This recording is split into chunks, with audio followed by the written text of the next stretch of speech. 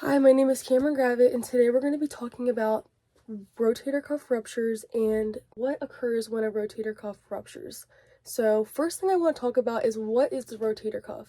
The rotator cuff is composed of four muscles in the shoulder, basically designed to stabilize the shoulder and the humerus in the shoulder capsule. So, basically, it's the subscapularis, the infraspinatus, the supraspinatus, and the teres minor.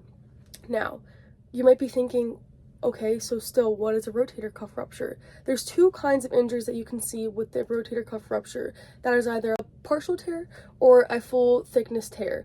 It's kind of self-explanatory in the name. The partial tear is just a partial tear, and the full thickness tear is a full complete tear of one of the rotator cuff tendons.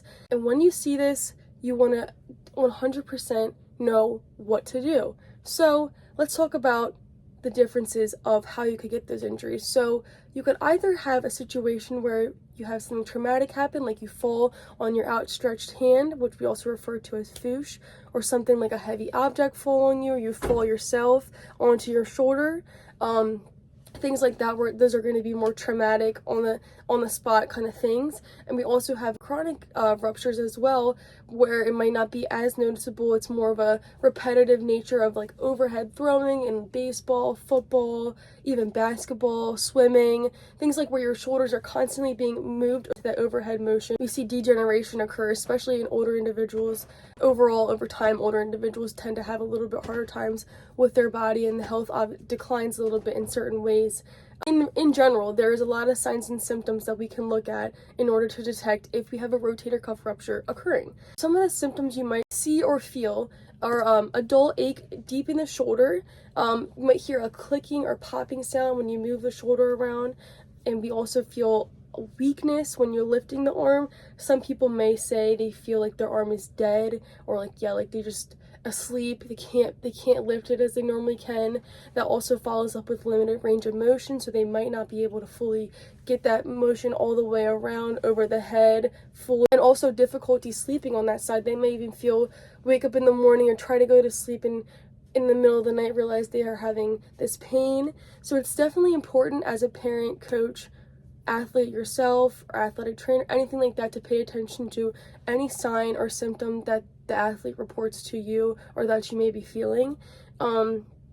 Initially, if you know that you have a rotator cuff tear, you want to make sure, or you're feeling those signs and symptoms, you want to implement the RICE protocol, which is immediately rest, ice, compression, and elevation. So we want to make sure that we are taking down some of the inflammation, because we usually see some swelling occurring with a rotator cuff rupture depending on severity, and like I said, duration, if it was chronic or acute, things like that. There's a lot of different situations that could happen to cause a rotator cuff to rupture. We also want to possibly, depending on if symptoms end up persisting, you want to be referred to a doctor for possible surgery. There are surgeries available to repair this injury, and usually recovery takes around 4 to 6 months. It could be longer with rehab, but that is a typical timeline. But you may be thinking, okay, we've learned all this bad stuff, how do we prevent this? So there's a lot of things we can do to prevent this as well. You want to make sure that before games, practices, or anything like that, before any activity, you want to warm up the shoulders by doing things like stretches, and just overall making sure that your shoulders are prepared for what you're about to do. You want to make sure that you practice good posture, good form whenever you're throwing, whenever you have any overhead movements, you want to practice good form and make sure you're having someone observe you, like a coach or trainer.